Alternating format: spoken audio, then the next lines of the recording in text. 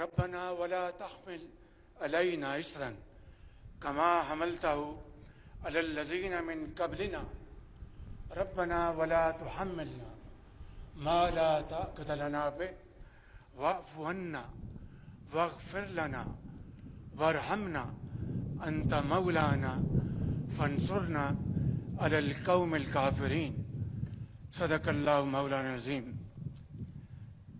General Sayyid Asim Munir, Nishan-e-Imtiaz, Chief of the Army Staff, Major General Iftikhar Hassan Chowdhury, Commandant, Pakistan Military Academy, graduating cadets, 151st PMA long course, 70 integrated course, and 25th Lady Cadet course, faculty members, distinguished guests, ladies and gentlemen, Assalamu alaikum. It is indeed a matter of great pleasure for me to witness the passing out parade this morning.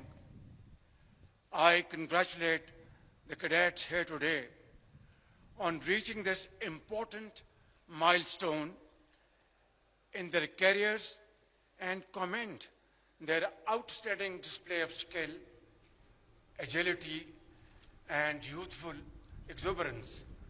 I also extend my felicitations to the passing out cadets from friendly countries including Qatar, Iraq, Bangladesh, and Nepal. أخي الكريم طلاب من دولة القطر وعمان، أهلا وسهلا ومبروك جدا. طبعا أنتم ضيوف لكن إخوان من البلاد الإسلامية. I also want to say, and as you all know, it is in our centuries-old tradition to welcome guests with open arms like part of the family, and within no time, strangers become friends for all times to come. My dear cadets, you have earned the honor of joining one of the finest armies in the world. Our armed forces are a symbol of valor, exemplary discipline, and unwavering commitment to the nation. Your journey here at this esteemed academy is only the continuation of a long legacy of your predecessors who crossed oceans in the defense of the faith and belief. Today, you have been transformed into the custodians of the vision of our great Qaid, Muhammad Ali Jinnah, and his golden principles of faith, unity, and discipline. So, wear this uniform with pride, for you are part of an elite service, adored by the nation and respected globally for its professionalism and courage. Let this be your driving force as you become the best of the best. Ladies and gentlemen, after a period of economic stagnation, Alhamdulillah, Pakistan is taking bold strides toward visible economic recovery. Although it's a long journey, full of challenges, but inshallah, with your prayers and Allah Almighty's blessings, we will negotiate our way forward with a sense of great vision and commitment. Our efforts are yielding results, achieving significant milestones in attracting foreign investment to key sectors such as mining, energy, agriculture, livestock, IT, and defense production. On the diplomatic front, we have reinvigorated old and time-tested friendships while building new partnerships to expand our global outreach. As a non-permanent member of the United Nations Security Council for the term 2025-26, Pakistan is fully committed to advancing global peace and security and upholding the UN Charter. In fact, at even and every given opportunity and platform, we have raised our voice in support of the innocent people of Palestine whose demand for a free and sovereign state has been sanctified in numerous UN resolutions. Ladies and gentlemen, Afghanistan is our neighboring country, and it is our earnest desire to live in peace with them for all times to come. Unfortunately, despite our best and sincere efforts, terrorist activities continue to emanate from Afghan territory. In this behalf, we have made lots of efforts. Our Deputy Prime Minister visited Kabul a few days ago, and we shall continue our efforts to have better relations and understanding with our brotherly and neighborly country, Afghanistan. However, we have also delivered a strong and clear message to the interim Afghan government that while we desire peaceful neighborly relations with Kabul, this cannot happen so long as the Afghan soil is being used by Fitna al-Khawarij to attack Pakistanis and kill innocent brothers and sisters in Pakistan.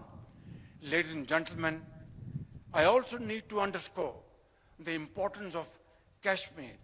As the founder of the nation, Quaid-e-Azam Muhammad Ali Jinnah rightly said, Kashmir is the jugular vein of Pakistan. Unfortunately, this globally recognized dispute remains unresolved. UN resolutions.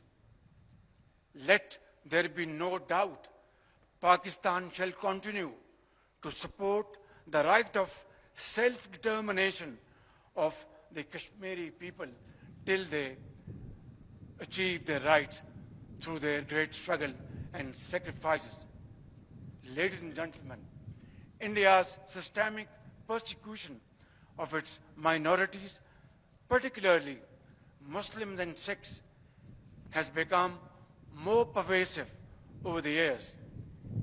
It must accept full responsibility for its complete failure to protect the lives, dignity, and security of these oppressed communities.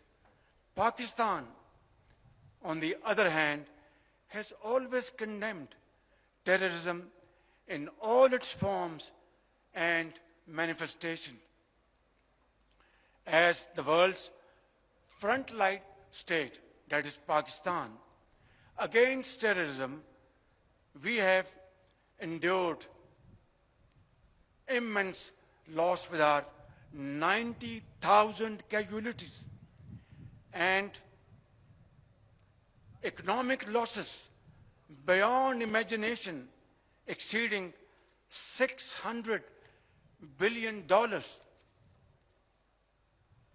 Who would understand this searing, excruciating pain better than we Pakistanis? Who has given more human sacrifices than Pakistan to counter terrorism? Which country of the world has suffered more economic losses than Pakistan to the tune of $600 billion to fight and defeat terrorism? I think, ladies and gentlemen, there cannot be a more powerful manifestation of our commitment that we would not tolerate any kind of terrorism of any hue and color. And that has been demonstrated beyond any ray of doubt.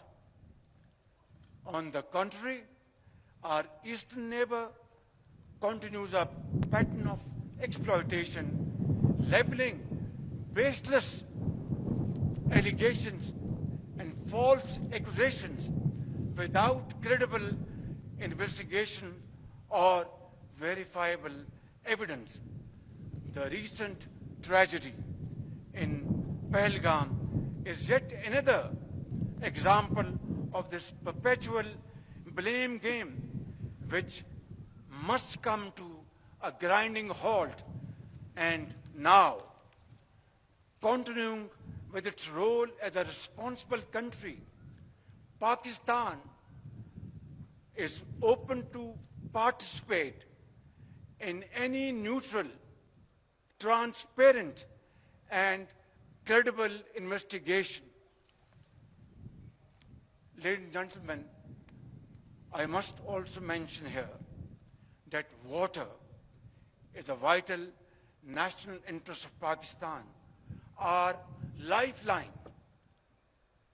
And for our 240 million people, let there be no doubt at all, its availability would be safeguarded at all cost and under all circumstances, inshallah.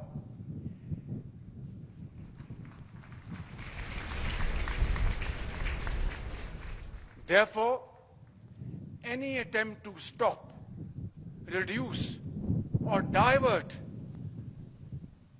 the flow of water belonging to Pakistan under the Indus Waters Treaty would be responded to with full force and might, and nobody should remain under any kind of false impression and confusion. Our valiant armed forces remain fully capable and prepared to defend the country's sovereignty and its territorial integrity against any misadventure, as clearly demonstrated by its measured yet resolute response to India's reckless incursion in February 2019. Therefore, I would like to make it clear in all humility, but with fullest confidence at my command, on behalf of the people of Pakistan and our armed forces, that nobody should make any mistake about it. Dear guest, this nation of 240 million people stands united by and behind our brave armed forces and ready to safeguard every inch of our homeland, Pakistan. And let this message be loud and clear for all and sundry. Peace is our preference, but must not be construed as our weakness. We will and we shall never compromise on our dignity and security of our beloved Pakistan. We also affirm Pakistan's unwavering commitment to playing a responsible and constructive role on the global stage. In the pursuit of this mission, we have not wavered, as we believe in the unity of the human race. Dear cadets, this morning as you go forth with dignity, honor, and resolve to join the officers' cadre, please always keep in mind that your primary obligation for the rest of your lives would be to safeguard your motherland, Pakistan. Therefore, prepare yourself exceedingly well and train your men and women to undertake this task with unwavering commitment. I am confident that through the strength of your character and impeccable display of commitment, you will continue to uphold the traditions of your glorious institution. Finally, I would like to submit, खूने दिल दे के निखारेंगे रुखे बरगे गुलाब, खूने दिल दे के निखारेंगे रुखे बरगे गुलाब, हमने गुलशन के तहफ़्फ़ुज़ की कसम खाई है।